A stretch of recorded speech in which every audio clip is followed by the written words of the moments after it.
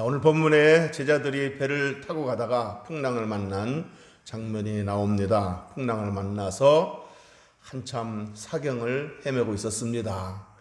그때가 밤 사경, 즉 새벽 3시라고 했습니다. 그러니까 해 저물 때 배를 타고 갔는데 밤 사경까지 풍랑과 싸우고 사경을 헤매고 있었던 것입니다. 가장 피곤하고 어두울 때였습니다. 자, 그런데 이때 예수님이 나타나셨습니다. 어떻게 나타나셨다고 그랬습니까? 물 위를 걸어서, 바다를 걸어서 오신 겁니다. 제자들은 그 물 위를 걸어오신 그 예수님을 어떻게 알았다고 그랬습니까? 처음에 유령으로 알았다고 그랬습니다. 유령인가 싶어서 무서워서 소리를 질렀다 하고 소리를 지른 것입니다. 26절 27절 한번 읽어보겠습니다. 시작. 제자들이 그가 바다 위로 걸어오심을 보고 놀라 유령이라 하며 무서워하여 소리 지르거늘 예수께서 즉시 이르시되 안심하라 나니 두려워하지 말라. 아멘. 자, 예수님은 무서워서 소리를 지르는 제자들에게 안심하라 나니 두려워하지 말라라고 말씀하셨습니다. 제자들은 예수님의 말씀을 듣고 그제서야 유령이 아니라 예수님인 줄 알고 안도의 숨을 쉬었을 겁니다.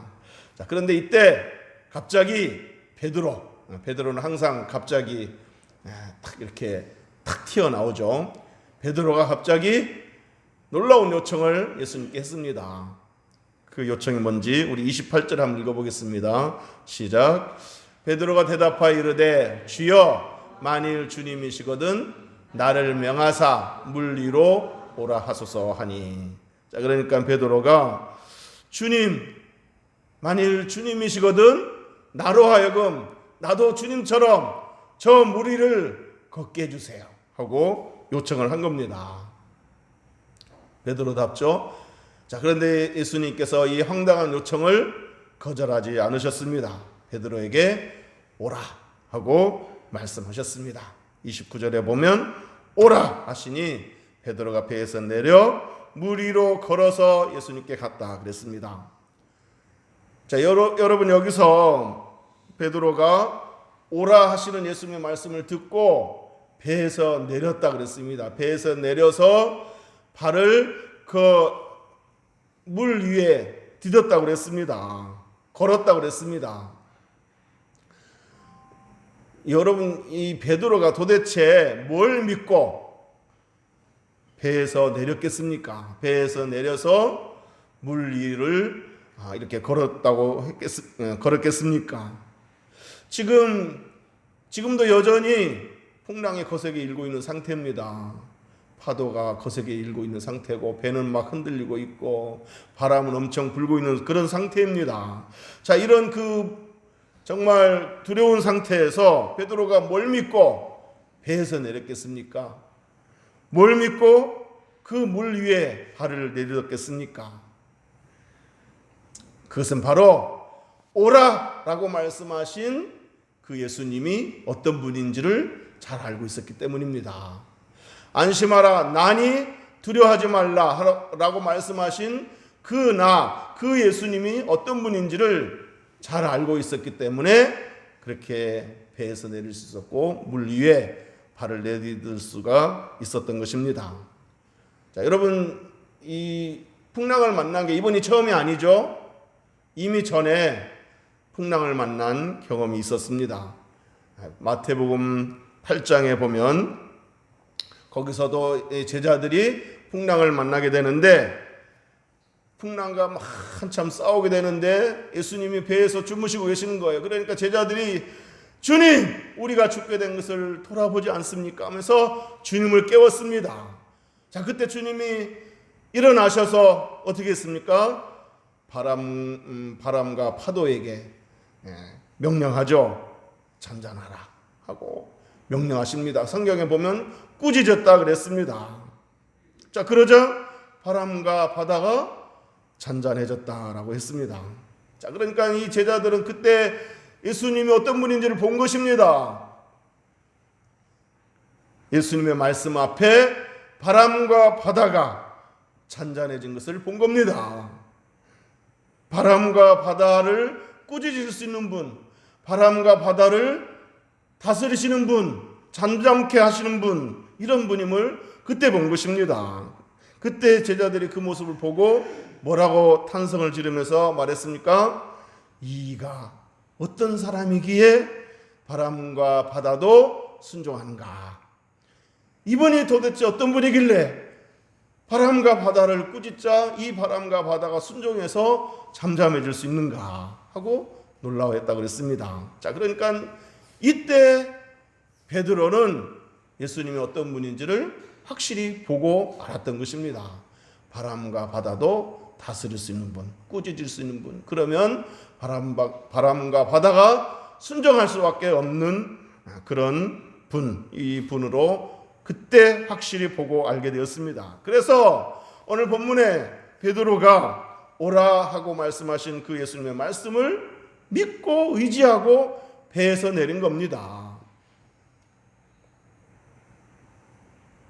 지금 오라고 말씀하신 그 예수님은 바람과 바다도 다스리시는 분, 꾸짖을 수 있는 분, 바람과 바다도 순종할 수밖에 없는 분, 그런 분임을 이미 경험했고 보았고, 그래서 예수님 믿고 담대하게 배에서 내릴 수 있었고 물 위에 발을 내딛게 된 것입니다. 그리고 무엇보다도 예수님이 바로 앞에서 지켜보시는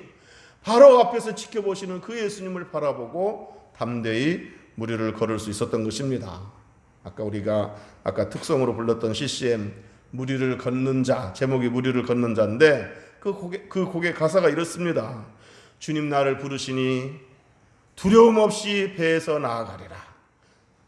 주님 보고 계시기에 의심치 않고 바다를 걸어가리라. 주님 앞에서 보고 계시기에, 주님 보고 계시기에, 주님 여기 계시기에 이 깊은 바다가 반석이 되고, 주님 여기 계시기에 반석 위를 내가 걸어가리라. 주님 앞에서 지켜보시는, 바람과 바다를 다스리시는 그분이 앞에서 지켜보시니, 그분이 오라고 하셨고 그분이 지켜보고 계시고 그분이 함께 계시기 때문에 거친 파도가 반석이 될 수 있었고 깊은 바다가 반석이 될 수 있었다. 그래서 담대하게 걸을 수 있었다라는 가사 내용입니다. 그러니까 베드로는 바람과 바다를 다스리시는 그 예수님이 오라 하셨고, 오라고 말씀하신 분이 베드로를 앞에서 지켜보고 계셨고, 그래서 베드로는 그 예수님을 바라보고 담대하게 깊은 바다를, 거친 파도를 반석처럼 걸을 수가 있었습니다. 여러분, 그리스도인들이 어려움에 처하게 되면, 어떤 그 어려움에 처하게 되고 공경에 처하게 되고 위기를 만나게 되면 가장 이렇게 붙드는 말씀이 뭔지 아십니까? 그 1위가 이사야 41장 10절이라고 그래요. 두려워 말라, 내가 너와 함께 함이라. 놀라지 말라, 나는 너의 하나님이 됨이라. 내가 너를 굳세게 하리라. 참으로 너를 도와주리라. 참으로 나의 의로운 오른손으로 너를 붙들리라. 이 말씀을 가장 이렇게 어려울 때 이 말씀을 붙든다고 합니다. 그리스도인들이. 여러분, 이 말씀에서 두려워하지 말라, 놀라지 말라 이렇게 말씀하신 분이 어떤 분입니까? 온 만물을 창조하시고 온 만물을 다스리시는, 있게도 하시고 없게도 하시고 죽이기도 하시고 살리기도 하시는 그런 창조주 하나님 아니십니까? 그리고 우리를 죄에서 건지시기 위해서 가장 사랑하는 아들을 아낌없이 내어주신 그 구속주 하나님 아닙니까? 그 하나님이 두려워 말라, 놀라지 말라, 심지어 내가 너를 굳세게 하리라, 내가 너를 도와주리라, 내가 너를 붙들리라, 나는 너의 하나님이다 라고 말씀하시지 않습니까? 우리가 그 말씀 그대로 믿고 고난을 헤쳐나가시기를 주의 이름으로 축복합니다. 자, 그러니까 풍랑을 만난 베드로가 예수님의 말씀을 믿고 의지해서 담대히 배에서 내려 무리를 걸었던 것처럼 저와 여러분도 때로 어떤 어려움에 처했을지라도 함께 하시겠다고 하는 그분이 도와주겠다고 붙들어주겠다고 하시니 그 말씀 그대로 믿고 담대히 헤쳐나가는 저와 여러분 되시기를 주의 이름으로 축복합니다. 자, 다시 베드로 얘기를 해보겠습니다. 이렇게 담대하게 주님을 바라보고 무리를 걸었던 베드로가 얼마 못 가서 바다에 빠지고 맙니다. 물에 빠지게 된 이유가 무엇입니까? 30절 한번 읽어보겠습니다. 30절 시작. 바람을 보고 무서워 빠져가는지라 소리질러 이르되 주여 나를 구원하소서 하니 바람을 본 것입니다. 앞에 계신 예수님을 보고 걸을 때는 담대하게 그 반석처럼 걸을 수 있었는데 바람을 본 것입니다. 예수님을 보지 않고 바람을 본 것입니다. 바람을 보고 바다를 보고 일렁이는 그 바다 물결을 본 것입니다. 그러자 갑자기 무서워지게 되고 두려움에 빠지게 되고 그래서 물속에 빠지게 된 것입니다. 우리 신앙도 마찬가지입니다. 우리도 주님을 바라보고 주님의 말씀을 붙들고 나아갈 때는 담대히 나아가다가 주님이 아니라 지금 당면한 문제를 바라보고 지금 처해 있는 환경만을 바라보게 되면 어느덧 주님은 작아 보이고 문제만 커 보이게 돼서 두려움에 빠지게 되고 그 문제 바다에 빠지게 되는 것을 볼 수 있습니다. 그럴지라도 우리가 다시 또 주님을 찾고 주님을 바라보고 주님이 이 모든 환경을 다스리시고 주님이 이 모든 환경을 지켜보시고 주님이 이 모든 이 문제를 해결할 수 있다는 사실을 기억하고 다시 주님을 바라보고 우리 신앙이 회복되고 문제들을 다시 또 헤쳐나가는 저와 여러분 될 수 있기를 주의 이름으로 축복합니다. 오늘 본문의 베드로가 바로 그런 모습을 보여줬습니다. 베드로가 물에 빠지는 바로 그 순간에 다시 주님을 바라보았습니다. 다시 주님을 바라보면서 주여 하고 나를 구원하소서 하고 주를 찾았습니다. 주께 부르짖었습니다. 그러자 예수님께서 즉시 손을 내밀어 붙잡아 주셨다 그랬습니다. 우리 31절 읽어보겠습니다. 31절 시작. 예수께서 즉시 손을 내밀어 그를 붙잡으시며 이르시되 믿음이 작은 자여 왜 의심하였느냐 하시고 주여 하면서 막 빠져들어가는 순간 주님을 찾았을 때 주님이 즉시 손을 내밀었다 그랬습니다. 여러분 정말 믿음이 좋은 사람은 실수할 줄을 모르는 그런 항상 완벽한 사람이 아닙니다. 때로 연약해서 넘어졌을지라도 다시 주님을 찾는 사람, 이런 사람이 정말 믿음 좋은 사람입니다. 아무리 믿음 좋아도 넘어질 수 있는 거예요. 실패할 수 있는 거예요.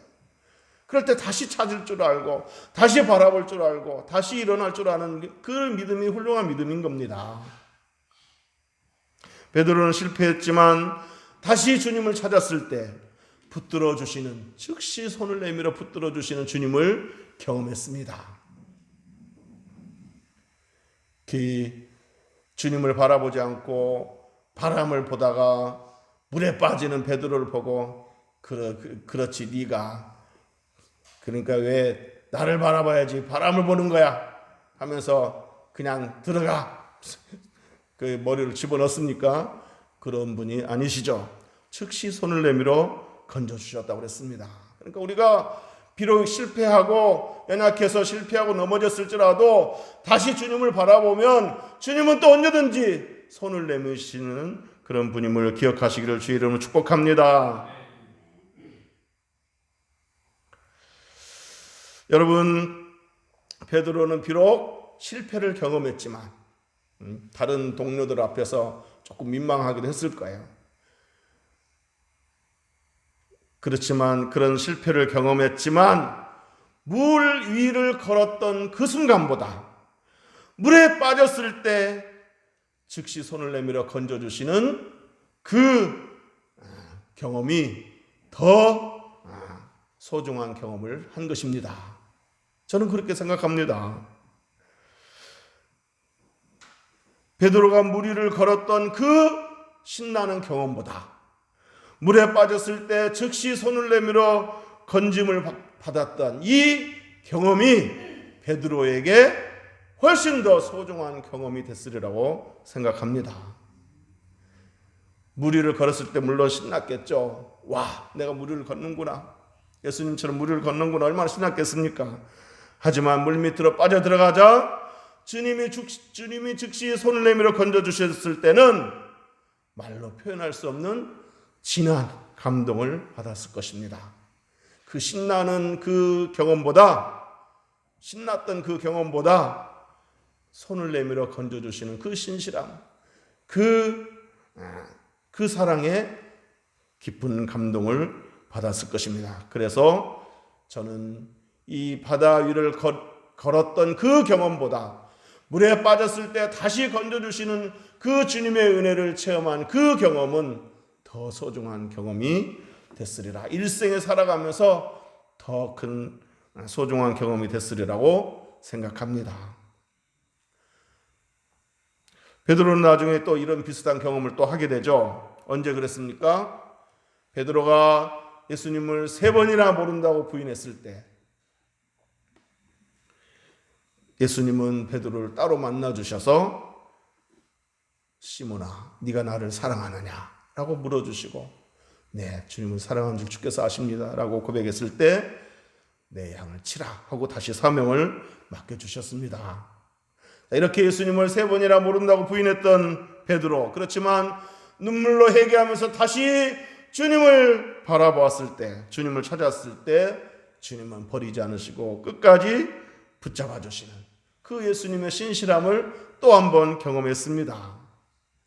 그래서 후에 베드로는 초대교회의 초석이 되었고, 그래서 초대교회의 기둥으로서 큰 헌신을 했고 마침내 순교하기까지 참으로 놀라운 헌신을 했습니다. 여러분, 이 헌신이 어디서 나왔겠습니까? 이 주님께 대한 그 충성심, 이 순교하기까지 헌신한 그 헌신이 어디서 나왔겠습니까? 저는 물 위를 걸었던 그 경험이 이렇게 헌신하게 한 것이 아니라 물에 빠졌을 때 즉시 손을 내밀어 건져주신 그 사랑에 감격하여 그 경험이 베드로로 하여금 순교하기까지 헌신하게 한 거라고 생각을 합니다. 아멘입니까?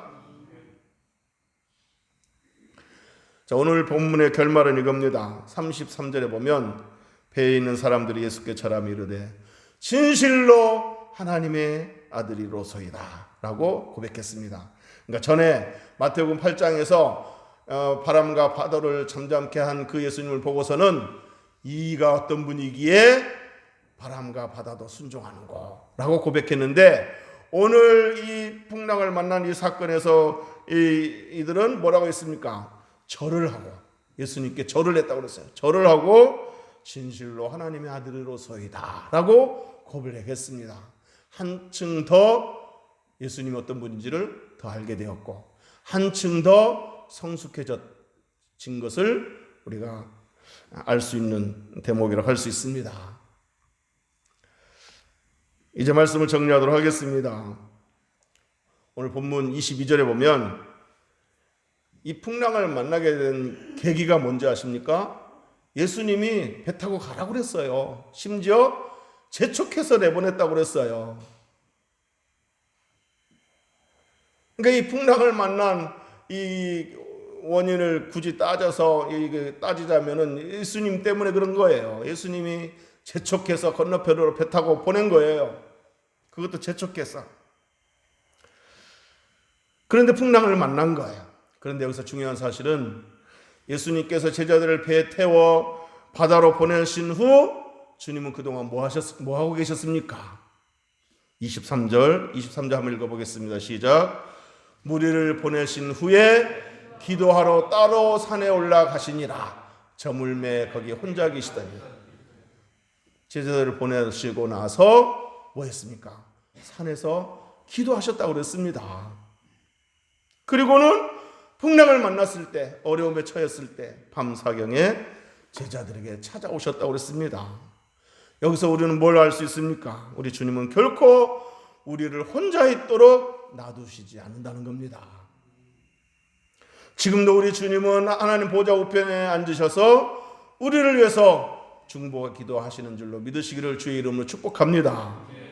그리고 우리가 어려움에 처하게 됐을 때 밤사경에 기도하시다가 밤사경에 그 풍랑을 만난 배에 있는 제자들에게 찾아오셨던 것처럼 우리 어려움을 만났을 때 우리 가운데 찾아오셔서 우리를 도우시고 우리 어려움을 해결하시는 줄로 믿으시기를 주님의 이름으로 축복합니다.